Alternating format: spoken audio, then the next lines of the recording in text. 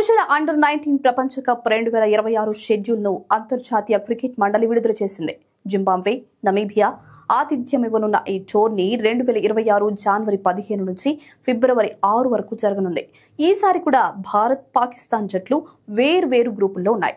దాంతో గ్రూప్ దశలో దాయాది దేశాలు తలపడవు. అండర్-19 ప్రపంచ కప్లో భారత జట్టు తన మొదటి మ్యాచ్లో అమెరికాను ఢీకొట్టనుంది. ఈ మెగా టోర్నమెంట్లో మొత్తం 16 జట్లు పాల్గొంటాయి. వీటిని 4 గ్రూపులుగా విభజించారు.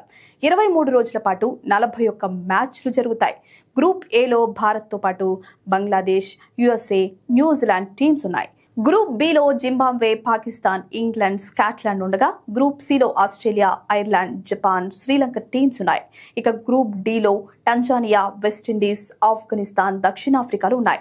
ఈ టోర్నీలో టంజానియా తొలిసారి ఆడుతుండగా జపాన్ 2020 తరువాత తిరిగి ఆడుతోంది.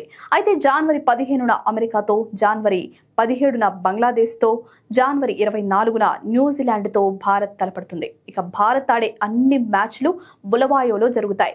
రౌండ్ రాబిన్ ఫార్మాట్లో మ్యాచ్లు జరగనున్నాయి.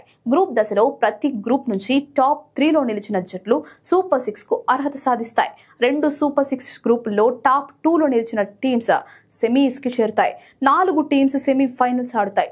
అందులో గెలిచిన 2 జట్లు ఫైనల్లో తలపడతాయి.